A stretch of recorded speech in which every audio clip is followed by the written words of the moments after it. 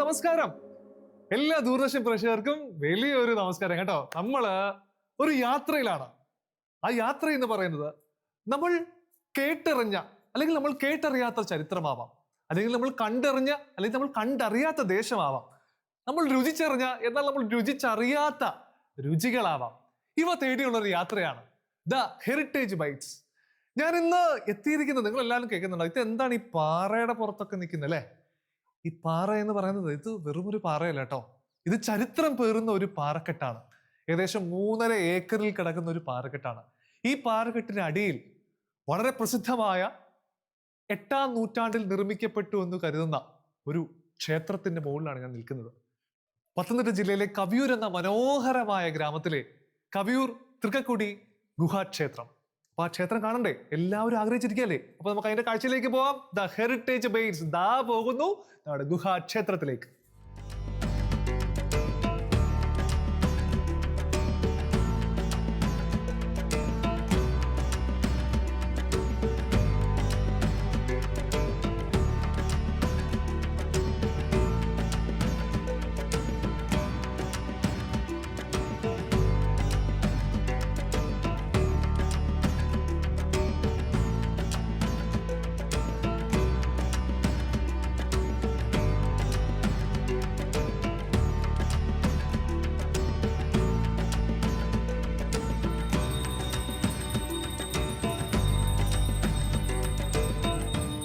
അങ്ങോട്ട് നോക്കി, അതാണ് ഈ കവിയൂർ തൃക്കക്കുടി മഹാക്ഷേത്രത്തിന്റെ ആ ഗുഹാക്ഷേത്രത്തിന്റെ മുകൾ പരപ്പ് കേട്ടോ. ഇതിന്റെ താഴ്ഭാഗത്തായിട്ടാണ് ആ ക്ഷേത്രം സ്ഥിതി ചെയ്യുന്നത്. നമുക്ക് എന്തായാലും അതിന്റെ മുകളിലേക്ക് പോകണ്ടേ? നിങ്ങൾക്കെല്ലാം കാണാൻ ആഗ്രഹമില്ലേ? നമുക്ക് അങ്ങോട്ടേക്ക് തന്നെ പോവാം.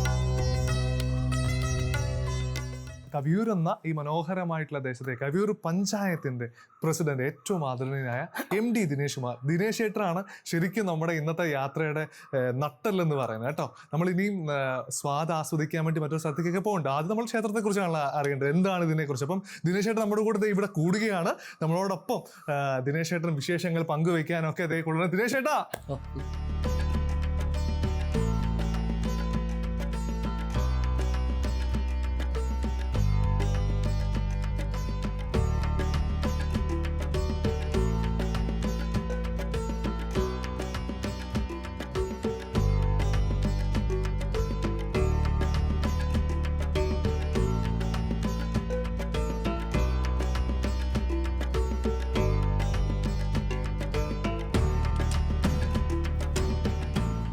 ദിനേശ് ചേട്ടാ, അപ്പൊ നമ്മള് മുകളിലെത്തി അല്ലേ? അതെ അതെ അതെ അതെ.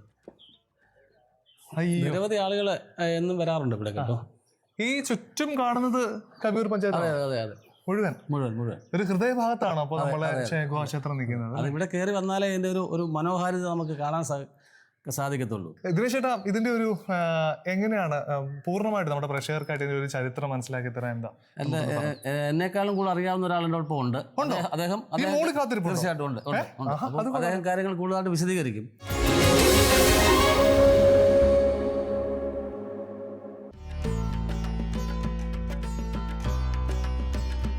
നമസ്കാരം ചേട്ടാ. ഓമനക്കുട്ടൻ ചേട്ടാ അല്ലേ? ഓംജി എന്നറിയപ്പെടും അല്ലേ ഈ നാട്ടില്.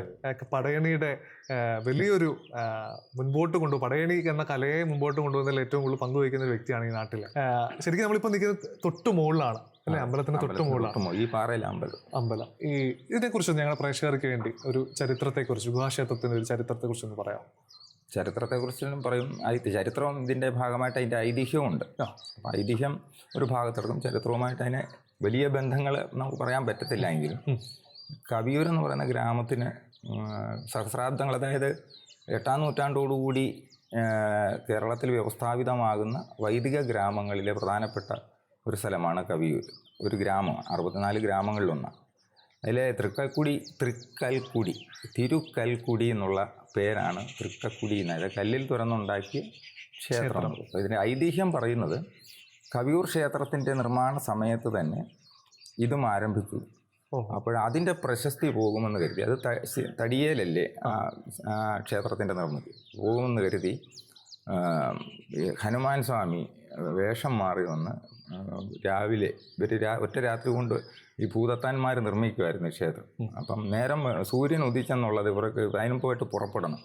അപ്പോൾ അങ്ങനെ ഒരു പൂവൻകോഴിയുടെ വേഷത്തിൽ വന്ന് കൂവി ഇവരെ കബളിപ്പിച്ചു.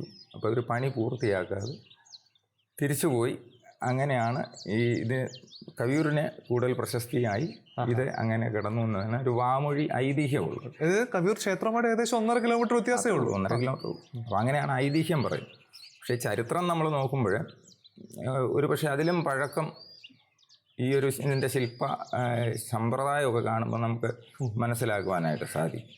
ഈ ചേരന്മാരുടെയും അതായത് സംഘകാല ചേരന്മാരുടെയും ആയിരാജാക്കന്മാരുടെയും ഒക്കെ ആ ഒരു ചരിത്രത്തിൻ്റെ ഒരു പിന്നീട് അവരെക്കുറിച്ച് അറിയപ്പെടാത്ത ഒരു കാലഘട്ടത്തിൽ, അതായത് എട്ടാം നൂറ്റാണ്ടിന് മുന്നോട്ട് ഒരു 4 നൂറ്റാണ്ടോടെ മുന്നോട്ട് വരുമ്പോഴത്തെ ആ ശൈവ ആരാധനാ സമ്പ്രദായങ്ങളുടെ ഒരു കാലഘട്ടത്തിൽ നിർമ്മിക്കപ്പെട്ടതാകാൻ സാധ്യതയുണ്ട്. കാര്യം ഒരു പല്ലവ ശില്പശൈലി നമുക്ക് ഈ ക്ഷേത്രത്തിൽ അതിൻ്റെ ശില്പങ്ങളിൽ നിന്ന് മനസ്സിലാക്കാൻ പറ്റുന്നതായിട്ട് ചരിത്രകാരന്മാർ പറയുന്നു. അതാണ് ഇതിൻ്റെ ചരിത്രപരമായിട്ടുള്ള ഒരു വസ്തുത. 8ാം നൂറ്റാണ്ടിൽ നിർമ്മിക്കപ്പെട്ടു പല്ലവ ശൈലി. 8ാം നൂറ്റാണ്ടിന് മുമ്പ് ഒരു പക്ഷേ കവിയൂർ ക്ഷേത്രത്തെക്കാളും പഴക്കം അവകാശപ്പെടാൻ സാധിക്കുന്ന ഒരു ശില്പ സമ്പ്രദായം രീതി. അതായത് ഇതിന് ഒരു സിമിലാരിറ്റി എന്നുള്ളത് പറയുന്നത് കേരളത്തിൽ തെക്കൻ കേരളത്തിൽ അങ്ങ് തിരുവനന്തപുരം ജില്ല മുതൽ തമിഴ്നാട്ടിലെ ട്രിച്ചി വരെ ഇതേ ഡിക്റ്റോ, അതായത് സിമിലാരിറ്റിയിലുള്ള ഗുഹാക്ഷേത്രങ്ങൾ പലയിടത്തായിട്ട് കാണാൻ സാധിക്കും. ഇതേ സ്ട്രക്ചർ തന്നെ, പാറ തുറന്നിട്ട് ഇതേ രീതിയിലുള്ള ശിവക്ഷേത്രങ്ങൾ. അപ്പോൾ ഒരു ശൈവാരാധനാ സമ്പ്രദായത്തിൻ്റെ ഒരു ഈ സാംസ്കാരിക കാഴ്ച നമുക്ക് ഈ വലിയൊരു ഡൈനാസ്റ്റിയിൽ, അതായത് പല്ലവ ഡൈനാസ്റ്റിയുടെ ഭാഗമായിട്ടോ അല്ലെങ്കിൽ ആ കാലഘട്ടത്തിലെ ശില്പസമ്പ്രദായത്തിലുള്ള ശില്പികൾ പരദേശികളായിട്ട് ഈ നാടുകളിലെല്ലാം വന്നിട്ട് അവരുടെ ഒരു സമ്പ്രദായം നിലവിൽ വന്നതോ ആകാനായിട്ട് സാധ്യത കൂടുതൽ കാണും. നമുക്ക് എന്തായാലും ക്ഷേത്രത്തിനകത്തേക്കൊന്ന് പോവാം അല്ലേ? അതിനൊന്ന് കൂടുതൽ ചേട്ടൻ നേരിട്ട് ഞങ്ങളെ കാണിച്ചു തരുമ്പോൾ ഞങ്ങൾക്ക് അതൊരു ശില്പങ്ങളൊക്കെ ദ്വാരപാലകരൊക്കെ ഉണ്ടെന്നാണ് പറയുന്നത്. നമുക്ക് അങ്ങോട്ടേക്ക് പോവാം.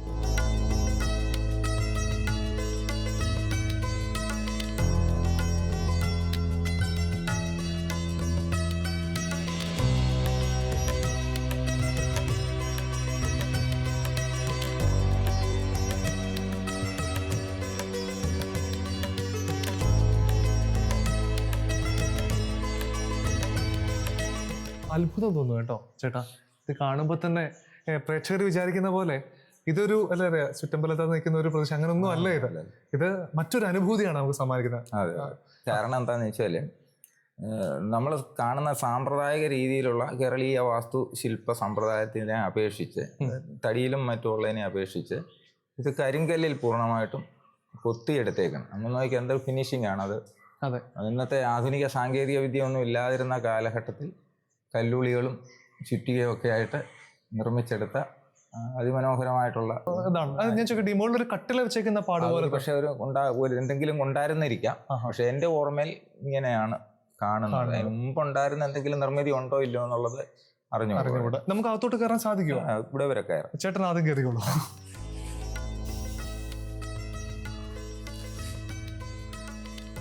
ഈ ശരിക്കും ദ്വാരപാലക ശില്പങ്ങളാണല്ലേ ഇത് രണ്ടും? 2 ഭാഗത്തായിട്ട് 2 ദ്വാരപാലകർ. ഇതിൻ്റെ ഒരു പ്രത്യേകത എന്താണെന്ന് വെച്ചാൽ ചരിത്രാന്വേഷികൾ ഇത് സമർത്ഥിക്കുന്ന കാര്യം ഈ പല്ലവ ശില്പശൈലിയിലെ രീതിയിലുള്ള നിർമ്മിതിയാണെന്ന് ഇത് പറയാനുള്ളൊരു കാരണം ഈ 2 ശില്പങ്ങൾ.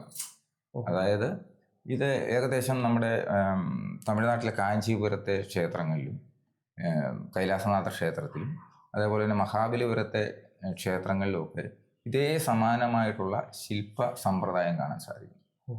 അപ്പോൾ അത് ആ കാലഘട്ടത്തെ സൂചിപ്പിക്കുന്ന ഒരു പ്രത്യേകതയായിട്ടാണ് ഈ ചരിത്രാന്വേഷികൾ. ഈ ദ്വാരപാലകന് പക്ഷെ കയ്യിലൊന്നും ഇല്ലല്ലേ? അതെ, അത് കൈ കെട്ടി നിൽക്കുകയാണ്. അപ്പൊ അത് തന്നെയുമല്ല, തലയിലും കിരീടം പോലുള്ള അല്ലെങ്കിൽ ആ ഹെയർ സ്റ്റൈല് അതിന് ഒരു പ്രത്യേകതയുണ്ട് കണ്ടിട്ട്. ഇത് ഏകദേശം നമ്മുടെ ആ ഒരു ഞാൻ പറഞ്ഞ ആ കാലഘട്ടത്തിലെ പഴക്കത്തിന്റെ ഒരു രീതി നമുക്ക് മനസ്സിലാക്കാനായിട്ട് സാധിക്കും. ഒരു 4-5 നൂറ്റാണ്ടുകളിൽ ഉണ്ടായിരുന്ന ശില്പനിർമ്മിതിയുടെ ഒക്കെ ഒരു മുഖഭാവവും മുടിക്കെട്ടും ഒക്കെ അതേ രീതിയിൽ കാണാൻ സാധിക്കും. ഇപ്പുറത്ത് വന്ന ഒരു ഗദ കുത്തിപ്പിടിച്ചുകൊണ്ടാണ് ഒരു പാമ്പ് ചുറ്റി വെടിഞ്ഞ ഗദ. ദ്വാരപാലകരായിട്ടാണ് 2 പേര് സങ്കല്പിച്ചത്. മാത്രമല്ല ഇവിടെ മറ്റു 2 ശില്പങ്ങൾ, അതിൽ ഒന്ന് ഒരു ഗണപതി ശില്പമാണ്. അതിന് കുറച്ച് അംഗഭംഗങ്ങളൊക്കെ കാൽഭാഗമൊക്കെ ശരിക്കും നമുക്കത് കൊമ്പ് ഒരെണ്ണമെങ്കിലും കാണാണ്ട് അത് പോയി ഒരു കൈ പോയിട്ടുണ്ട്. പാദത്തിന്റെ ഇരിപ്പ്, പത്മാസനത്തിലുള്ള ഇരിപ്പായിരുന്നു, നഷ്ടപ്പെട്ടു പോയിട്ടുണ്ട്. ഇത് ഒരു മുനിയുടെ ശില്പമാണ്. അതിലും കുറച്ച് പോർഷൻ കാൽപാദങ്ങളൊക്കെ നഷ്ടപ്പെട്ടിട്ടുണ്ട്. അത് അഗസ്ത്യരാണെന്ന് പറയപ്പെടുന്നുണ്ട്. പല വാമൊഴി ചരിത്രങ്ങളിലും ലിഖിതമായിട്ടുള്ള ഇതിനെ നമ്മൾ അകത്തേക്ക് നോക്കുമ്പോൾ ഒരു വലിയ ശിവലിംഗം കാണാം. പ്രത്യേകത എന്താന്ന് വെച്ചാല് ഈ ശില്പങ്ങളെക്കാളൊക്കെ മറ്റു പലയിടത്തും കാണുന്ന ശിവലിംഗങ്ങളെക്കാളൊക്കെ വളരെ മനോഹരമാണ്. അത് ഇടക്കാലഘട്ടത്തിൽ പിന്നീട് പ്രതിഷ്ഠിക്കപ്പെട്ടതാണോ നമുക്കൊരു രേഖകളില്ലെങ്കിൽ പോലും പൂർണ്ണതയുണ്ട്. നല്ല പൂർണ്ണ രീതി, അതായത് ഒരു പ്രാകൃത രൂപത്തിലുള്ള ഒരു ശിലാഖണ്ഡം എന്നതിലുപരി ഒരു ശിവലിംഗത്തിന്റെ പൂർണ്ണ തോതിലുള്ള ആ സങ്കല്പശുദ്ധിയോട് കൂടിയിട്ടുള്ള ഒരു നിർമ്മിതി നമുക്ക് അതിനകത്ത് കാണാം.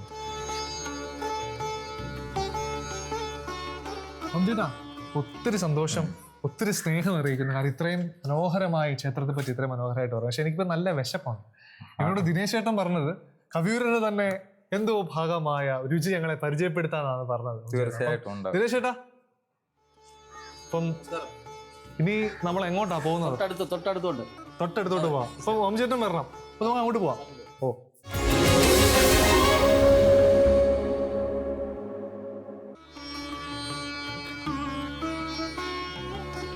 എന്ത് രുചിയാണ് നമുക്ക് സമ്മാനിക്കുന്നത്. എവിടെ എത്തിയിരിക്കുന്നത്? രസമായിട്ട് കാണാൻ എത്തിയിരിക്കുന്നത് നെയ്തല്ലൂർ ഇല്ലെന്ന് പറയും. നെയ്തല്ലൂർ ഇല്ല, കവിയൂർ മഹാദേവ ക്ഷേത്രത്തിന്റെ 10 ഊരാഴ്മക്കാരിൽ പ്രധാനികളായിരുന്നു നെയ്തല്ലൂരിൽ. അപ്പൊ നമ്മുടെ കവിയൂരിന്റെ തനത് പാരമ്പര്യ തനിമയില് ആ ട്രഡീഷനുമായിട്ടൊക്കെ ബന്ധപ്പെട്ടിട്ടുള്ള ഒരു വിഭവം അത് പരിചയപ്പെടുത്താനായിട്ടാണ് നമ്മൾ ഇവിടെ എത്തിയിരിക്കുന്നത്. എന്ത് വിഭവമാ? എട്ടങ്ങാടി എന്ന് പറയും. എട്ടങ്ങാടി. കവിയൂരപ്പന്റെ ഏറ്റവും വിശേഷപ്പെട്ട ദിവസമാണ് ധനുമാസത്തിലെ തിരുവാതിര. തിരുവാതിര നാളാണ് ഇവിടെ കൊടി കയറി 10 ദിവസത്തെ ഉത്സവം നടക്കും. അപ്പൊ ആ തിരുവാതിരയ്ക്ക് നൊയമ്പൊക്കെ നോക്കിയിട്ട് പൂത്തിരുവാതിര ആഘോഷിക്കുന്ന സമയത്ത് സ്ത്രീകൾ തയ്യാറാക്കുന്ന ഒരു നേദ്യ സമാനമായിട്ടുള്ള വിഭവമാണ് എട്ടങ്ങാടി. അപ്പൊ അതിന്റെ കൂട്ടുകളും കാര്യങ്ങളും ഒക്കെ നമുക്ക് ഇല്ലത്തെ ഗിരിജ ചേച്ചിയുണ്ട്. ചേച്ചിയുമായിട്ട് സംസാരിച്ച് അത് പുള്ളിക്കാരത്തെ കൊണ്ട് അതെല്ലാം തയ്യാറാക്കാം.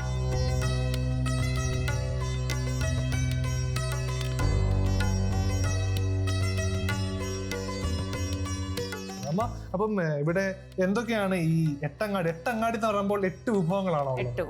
8 കൂട്ടം. അപ്പൊ അതെല്ലാം അമ്മ ഇവിടെ നേരത്തെ തന്നെ നമുക്ക് അതിന്റെ പാകം ചെയ്യലാണ് ഇപ്പോൾ ഇവിടെ നടക്കുന്നത്. അതിന് മുമ്പുള്ള കാര്യങ്ങളൊക്കെ റെഡി ആക്കിയിട്ടുണ്ട്. ആദ്യം അമ്മ, ഇതെന്താണ്? ഇത് എട്ടങ്ങാടി എന്ന് പറയുന്നത് അതിലുള്ളത് ചേന, ചേമ്പ്, കാച്ചില്, കൂർക്ക, കിഴങ്ങ് വർഗ്ഗങ്ങളാണ്. ഏത്തക്കയുണ്ട്. ചെറുകിഴങ്ങ് എന്ന് പറയുന്നത് നമ്മള് നനകിഴങ്ങെന്നും അതിന് പറയും. നമ്മുടെ ഇവിടെ അല്ലേ? കാച്ചിലെന്ന് പറയത്തില്ല തിരുവാതിരയ്ക്ക്. താവത്ത്. അപ്പം ചേനയുണ്ട്, താവത്തുണ്ട്, ഏത്തക്കയുണ്ട്, കായയുണ്ട്. അങ്ങനെ ഇതിനകത്ത് ഏകദേശം കൂർക്ക 5 ഐറ്റം ഉണ്ട് ഇതിനകത്ത് അല്ലേ? അപ്പൊ അത് അരിഞ്ഞു വെച്ചേക്കുന്നേ ഉള്ളൂ. വേവിച്ച് അരിഞ്ഞു വെച്ചിരിക്കുന്നു അല്ലേ? ഓക്കെ. അപ്പം ഇതാണ് ഇപ്പോൾ ഒന്നാമത്തെ ഭാഗം. മറ്റൊന്ന് ഇവിടെ അമ്മ പറയുന്നത് നമ്മൾ ശർക്കര പാനി ആക്കിയിരിക്കുന്നതാണ് അല്ലേ? ശർക്കര പാനി ആക്കിയിരിക്കുന്നതാണ്. ഈ ശർക്കര പാനി അമ്മ അതിനൊരു പേര് പറഞ്ഞല്ലോ, എന്താ? പാവ് കാച്ചി വെച്ചേക്കാന്ന് പറയാം അല്ലേ? അതോടൊപ്പം തന്നെ ഇവിടെ ഇതിനകത്ത് ഏത്തപ്പഴവും പിന്നെ കരിമ്പും. ഏത്തപ്പഴവും കരിമ്പും. അപ്പൊ മധുരമാണ് ഇതിന്റെ പ്രധാന മേമ്പൊടി എന്ന് പറയുന്നത് അല്ലേ?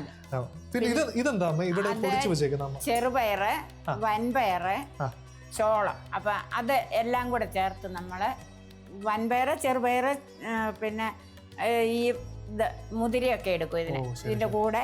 പയറ് വിഭവങ്ങൾ അതെല്ലാം കൂടെ വറുത്തിട്ട് പൊടിച്ചു വെക്കും. അതിന്റെ കൂടെ തന്നെ തേങ്ങ കരിക്ക് നമ്മള് തേങ്ങ നമ്മള് കൊത്താക്കിയിട്ടുണ്ട് അല്ലേ? അത് കരിക്ക് നേദിച്ചിട്ട് അതിന്റെ ഇതെടുത്തിട്ടാണ് നമ്മൾ ഇതില് അരിഞ്ഞിടുക പതിവ്. അപ്പൊ നമുക്ക് ഉണ്ടാക്കാം. ഇത്രയും കാര്യങ്ങളാണ്. അപ്പം ഗിരിജാമ്മ നമുക്ക് എട്ടങ്ങാടി ഉണ്ടാക്കി തരുവാണ് അവസാനത്തെ ഭാഗം. അപ്പൊ നമുക്ക് ഉണ്ടാക്കാം അല്ലേ? ഓക്കെ. ശർക്കര പാവാണ്. ഈ പാവിലേക്ക് നമ്മൾ ആദ്യം എന്താ ചെയ്യുന്നത്? ഇത് കുറുക്കണോ? അത് കുറുകിയിരിക്കുകയാണ് അല്ലേ? കുറുകിയിരിക്കുക. ഇനി ഇതിലേക്ക് ഇത് നമ്മൾ വേവിച്ച് വെച്ചിരിക്കുന്ന കിഴങ്ങ് വർഗ്ഗങ്ങൾ, എല്ലാം കൂടെ ഏത്തക്ക ചേർത്തുള്ള കിഴങ്ങ് വർഗ്ഗങ്ങൾ ഇടാൻ പോവാണ്. ഇടാൻ പോവാം ചൂടായിട്ട്. ശരിക്കും നമ്മൾ ഈ തിരുവാതിര നോമ്പ് എത്ര ദിവസം? 2 ദിവസമാണ്. എത്ര ദിവസം? അത് എത്ര ദിവസം? തിരുവാതിരയുടെ സമയത്ത് എട്ടങ്ങാടി നേദിച്ചു കഴിഞ്ഞാൽ പിന്നെ അരിയാഹാരം കഴിക്കത്തില്ല. ഇല്ല. അപ്പൊ പിന്നെ കഴിക്കുന്ന ഗോതമ്പ് പുഴുക്ക്, എട്ടങ്ങാടി പുഴുക്ക്. എത്ര ദിവസം അങ്ങനെ നോക്കും? ഒത്തിരി ദിവസമില്ല, തിരുവാതിര തീരുന്നത് വരെ. ശരി. അത് കഴിഞ്ഞേ പിന്നെ അരിയാഹാരം കഴിക്കത്തുള്ളൂ. അപ്പം ഇതിനകത്തോട്ട് നമ്മൾ ആ പുഴുങ്ങിയ എട്ടങ്ങാടിയുടെ സാധനങ്ങളെല്ലാം കൂടെ ഇതിലേക്ക് ഇടുക. കാച്ചിലുണ്ട്, ചേനയുണ്ട്. കാച്ചിൽ എന്ന് പറയുന്നത് അമ്മ താവത്തുണ്ട്, ഏത്തക്ക പുഴുങ്ങിയതുണ്ട്, പിന്നെ കൂർക്കയുണ്ട്. ശരിക്കും മുഴുവൻ നമുക്ക് ഫലസമൃദ്ധമാണ്, നമുക്ക് ആരോഗ്യദായകമാണ് അല്ലേ അമ്മേ? അതെ. ഇത് കുറേ വറ്റി കഴിയുമ്പോൾ നമ്മൾ ആ പൊടി ഇതും കൂടെ ഇട്ടിട്ട് ഈ പൊടി ഇട്ട് കഴിയുമ്പോൾ അത് കറക്റ്റായിട്ട് നല്ല പാകത്തിനായി. ഇനി ഇത് കഴിയുമ്പോൾ വറ്റി വരുമ്പോൾ ഏതാ ഇടേണ്ടത്? ഏത്തപ്പഴമാണോ? അത് കുറച്ച് കഴിയുമ്പോൾ മതി. ഇത് കുറച്ചുകൂടെ ആയിട്ട് അതും കഴിഞ്ഞിട്ട് പിന്നെ തേങ്ങയും കൂടെ ഇട്ടിട്ട് ഇളക്കി വന്നു കഴിയുമ്പോൾ വെള്ളമയം ഉണ്ടെങ്കിൽ അതിനിടാനാണ് ഈ പൊടി അല്ലേ, പയറിന്റെ പൊടി. അതെ. പക്ഷേ ധനുമാസത്തിലെ തിരുവാതിരക്ക് എട്ടങ്ങാടി ഉണ്ടാക്കുള്ളൂ. അത് എട്ടങ്ങാടിയും പുഴുക്കും. പിന്നെ ചാമച്ചോറ്, ചാമേരി കൊണ്ടുള്ള ചോറ് വയ്ക്കും. അപ്പൊ ഇതിങ്ങനെ കുറുകി വരണം അല്ലേ? കുറുകി വരണം, അതാണ്. അത് പാനിയാക്കി കഴിയുമ്പോൾ നമ്മളിങ്ങനെ ഒത്തിരി അങ്ങ് കുറുകി പോയാൽ പിന്നെ അത് ഇളകി വരത്തില്ല. അപ്പൊ അതുകൊണ്ട് കുറച്ചൊരു ഇതോടെയാണ് നമ്മൾ ഇതിൽ ഇടുന്നത്. വേവായിക്കോളും. എത്ര ഇതിനകത്ത് കിടന്ന് വേവണം അല്ലേ? അല്ല, വെന്ത് ഇനി ഇത് യോജിച്ച് വരണം. അപ്പൊ ഗിരിജാമ്മ ഇത് ഏകദേശം ഒരു ആയിട്ടുണ്ട്. നമുക്ക് ഈ കരിമ്പും ഇതും കൂടെ ഏത്തപ്പഴവും കൂടി ഇതിനകത്തോട്ട് ഇടണം അല്ലേ? ഞാൻ ഇടട്ടെ? ഇട്ടോളൂ. അതങ്ങില്ല.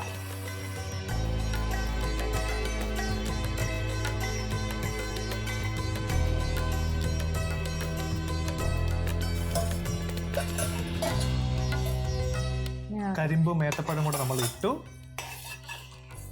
നല്ലപോലെ ഇളക്കിയിട്ട് പിന്നെ ഇനി നമുക്ക് തേങ്ങയും കൂടെ ഇടാം. ഇപ്പൊ തന്നെ ഇടുവോ? ഇടാം, കുഴപ്പമില്ല. അപ്പൊ തേങ്ങ നമ്മൾ ഇടാൻ പോവാണ് അല്ലേ? നമ്മൾ ഇടട്ടെ? ശരിക്കും കരിക്കാണ് ഇടേണ്ടത് അല്ലേ? കരിക്കാ വേണ്ടത്.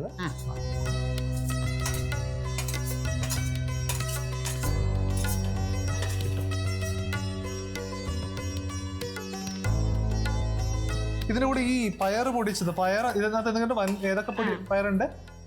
ഇത് വൻപയറും ചെറുപയറും. ഇതെപ്പോഴും ഇടുന്നത് നമ്മള്? ഇതിനിപ്പോ ഉടനെ തന്നെ ഇടാം. ഇനി ഇതിപ്പം പാകമായി വന്നിട്ടുണ്ട്. ചെറുതായിട്ടല്ലേ വെള്ളമയോ ഉള്ളൂ. അതിപ്പോ അതിട്ട് കഴിയുമ്പോ നമുക്കത് കറക്റ്റായിട്ട് ഇത് ഇങ്ങനെ പറ്റിപ്പിടിക്കാതിരിക്കാൻ, ഒട്ടിപ്പിടിക്കാതിരിക്കാനുള്ള ഇതാണ്. അതും കൂടെ ഇട്ട് കഴിയുമ്പോഴേ റെഡി. അങ്ങനെ എട്ടങ്ങാടി പൂർത്തിയാവും നമ്മുടെ കേട്ടോ. വളരെ പ്രസിദ്ധമായിട്ടുള്ള തിരുവാതിരയില് നമ്മുടെ ആചാരഭാഗമായിട്ടുള്ള എട്ടങ്ങാടിയാണ് നമ്മൾ ഉണ്ടാക്കിയത് നമ്മുടെ ഗിരിജാമ്മ. അവസാനത്തെ ഭാഗമായ ചെറുപയറും വൻപയറും ഒക്കെ പൊടിച്ചത് ഇത് ഒട്ടിപ്പിടിക്കാതിരിക്കാൻ വേണ്ടിയാണ് ഇനി ഇതിനകത്തോട്ട് ഇടാൻ പോകുന്നത്. 3 സ്പൂൺ വെതറി ഇടണം അല്ലേ? വെതറി അപ്പൊ അത് ഞാനും പഠിച്ചു. അങ്ങനെ വെതറിയിട്ടാൽ മതി.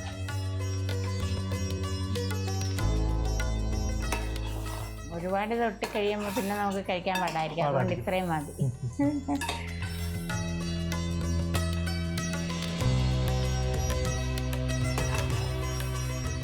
പ്രസിദ്ധമായ എട്ടങ്ങാടി ഇവിടെ ഗിരിജാമ്മ നമുക്കായിട്ട് മനോഹരമായിട്ട് ഉണ്ടാക്കി തന്നുകൊണ്ടിരിക്കുകയാണ്. കഴിഞ്ഞു. അങ്ങനെ എട്ടങ്ങാടി കഴിഞ്ഞു. ഗിരിജാമ്മയുടെ സന്തോഷപൂർവ്വമായിട്ടുള്ള ആ ഒരു സ്നേഹം കൂടെ ഇതിനകത്തുണ്ട്. എട്ടങ്ങാടി എന്ന് പറയുന്നത് നമുക്കറിയാം ആചാരാനുഷ്ഠാനത്തിന്റെ ഭാഗമായിട്ടുള്ള ഒരു ദൈവികമായിട്ടുള്ള ഒരു ആഹാര പദാർത്ഥമാണ്. ഇപ്പൊ ഞാൻ ഇത് കഴിക്കട്ടെ അമ്മ? അപ്പൊ എട്ടങ്ങാടി ഞാൻ കഴിക്കാൻ പോവുകയാണ്. നമ്മുടെ ഗിരിജാമ്മ നല്ല സന്തോഷപൂർവ്വം സ്നേഹപൂർവ്വം, ഞാനിങ്ങനെ കൈകൊണ്ട് എടുക്കുന്നത് നിങ്ങൾ ക്ഷമിക്കണം. എടുക്കാൻ കുഴപ്പമില്ലല്ലോ? ഞാനിത് കഴിക്കുകയാണ്. പ്രേക്ഷകർക്ക് വേണ്ടി ഞാനിത് നിങ്ങൾക്ക് വേണ്ടി രുചിച്ചു നോക്കുകയാണ്. എനിക്ക് മധുരം ഭയങ്കര ഇഷ്ടക്കാരനാണ് ഞാൻ. അപ്പോൾ അമ്മയ്ക്ക് വേണ്ടി ഞങ്ങളുടെ ഈ കവിയൂരിന്റെ സ്വന്തമായ അല്ലെങ്കിൽ തിരുവാതിരയുടെ സ്വന്തമായ എട്ടങ്ങാടി കഴിക്കാൻ പോവുകയാണ്.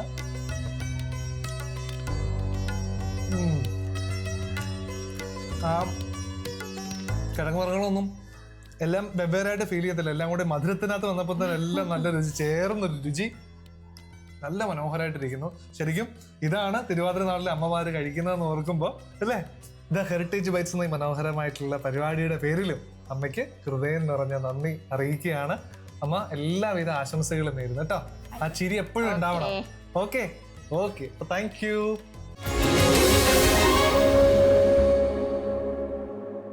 ഇന്ന് നമ്മൾ എന്തൊക്കെയാണ് കണ്ടത്, നമ്മൾ എന്തൊക്കെയാണ് കേട്ടത്, എന്തൊക്കെയാണ് രുചിച്ചറിഞ്ഞത്? നിങ്ങൾക്ക് എല്ലാവർക്കും ഭയങ്കര സന്തോഷമായെന്ന് വിചാരിക്കുന്നു. ഞാൻ ഭയങ്കര സന്തോഷത്തിലാണ്. കാര്യം എന്തറിയോ, നമ്മൾ ഇന്ന് നമ്മുടെ ആദ്യത്തെ ദ ഹെറിറ്റേജ് ബൈറ്റ്സിന്റെ ഫസ്റ്റ് എപ്പിസോഡ് തന്നെ മനോഹരമായിട്ടുള്ള ഗുഹാക്ഷേത്രത്തിലാണ് പോയത്. അതിന്റെ നിർമ്മാണ രീതി, അതിന്റെ ചരിത്രം, ഐതിഹ്യം, അതുപോലെ തന്നെ അതിൽ ഓരോരോ കാര്യങ്ങൾ നമ്മൾ വളരെ എന്താ പറയുക, നമ്മൾ ആകാംക്ഷയോടെ അത്ഭുതത്തോടെയാണ് കേട്ടത്. നമ്മുടെ OMG ചേട്ടനും നമ്മുടെ ദിനേശ് ചേട്ടനും അതിനകത്തുള്ള എല്ലാവരും നമുക്ക് അതെല്ലാം കൃത്യമായിട്ട് പറഞ്ഞു, നിങ്ങൾക്ക് എല്ലാം ഇഷ്ടപ്പെട്ടു എന്ന് വിചാരിക്കുന്നു. അതുപോലെ തന്നെ നമ്മൾ ഈ നെയ്തല്ലൂർ ഇല്ലത്തിലേക്ക് വന്നപ്പോൾ നമ്മുടെ ഗിരിജാമ നമ്മുടെ ആചാരത്തിന്റെ ഭാഗമായിട്ടുള്ള തിരുവാതിരയുമായി ബന്ധപ്പെട്ട എട്ടങ്ങാടി, അത് കവിയൂരിന്റെ ഭാഗമാണ്. കവിയൂർ മഹാദേവ ക്ഷേത്രവുമായിട്ട് ഏറെ ബന്ധപ്പെട്ട ഒരു ആഹാര പദാർത്ഥമാണ്. ആ ഒരു മനോഹരമായിട്ടുള്ള എട്ടങ്ങാടി നമുക്ക് ഗിരിജാമ സമ്മാനിച്ചു. അപ്പം നിങ്ങളിപ്പം വിചാരിക്കല്ലേ, കാണാത്ത കാര്യങ്ങളും കേൾക്കാത്ത കാര്യങ്ങളും അല്ലേ, നമ്മൾ രുചിച്ചറിയാത്ത രുചികളും ഒക്കെയുമായിട്ട് നമ്മുടെ ദ ഹെറിറ്റേജ് ബൈറ്റ്സ് മുമ്പോട്ട് തന്നെ പോകും. ആര് കൂടെ വേണം? നിങ്ങൾ കൂടെ വേണം. അപ്പൊ ദ ഹെറിറ്റേജ് ബൈറ്റ്സിന്റെ യാത്ര ഇനി മുമ്പോട്ട് പോവുകയാണ്. അടുത്ത എപ്പിസോഡിൽ കണ്ടുമുട്ടാം. അതുവരേക്കും ഗുഡ് ബൈ.